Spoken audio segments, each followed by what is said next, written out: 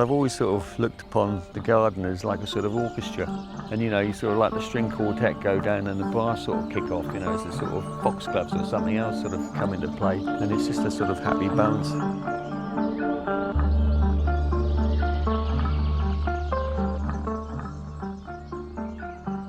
My name's David Hartland, live in Somerford Keynes and started this sculpture park about 6 years ago. I do the gardening throughout the year, and I'm a very casual gardener, as you probably sort of realise. And you know, you try and work with wildlife as well, so insect life, obviously you need the weeds as much as the flowers, so you know, we try and keep a happy balance. But sometimes you just go through and go, God, that's gone too far now, and you get down on your hands and knees for a couple of days or whatever and start pulling it all out. Pretty well all my plants I get out of skips, but it's amazing how much waste comes from garden centres. So for me, if I can get into a skip and you know, pull out stuff like osteospermum, which will flower for, you know, I mean, once the first flower goes over, people go, right, they've gone, they're dead sort of thing, we don't want them, you know, we can't sell them. Might have to wait till next season. If you put them in, they'll come back, you know, after a month, and they'll flower for sort of, you know, a good month and a half, especially this sort of late flush in the year.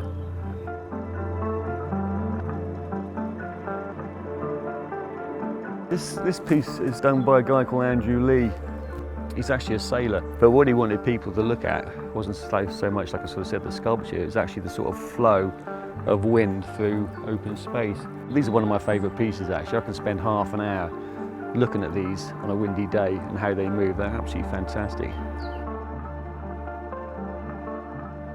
What I love about Matt Duke's work, it's not just the barn owl, the plinth is almost as important as the barn owl, so that flow into what's supporting it, you know, just as important for him. And there's another piece over here by a gentleman called Jonathan Haitley. I mean, look how that just sort of disappears into that beach. It's almost got its own stage there, isn't it? It's absolutely beautiful. It's a very organic piece made out of leaf. Same again, the movement is absolutely incredible.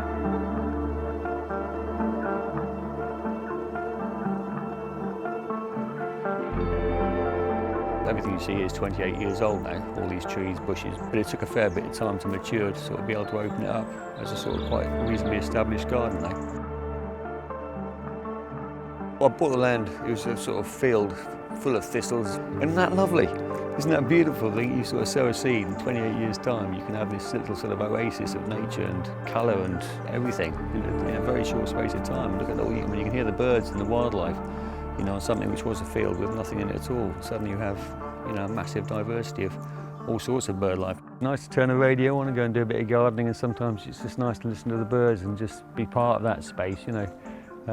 But for me, you know, if it's been manic, just to take a day out and just get down on your hands and knees and do something like that, I just find it therapeutic.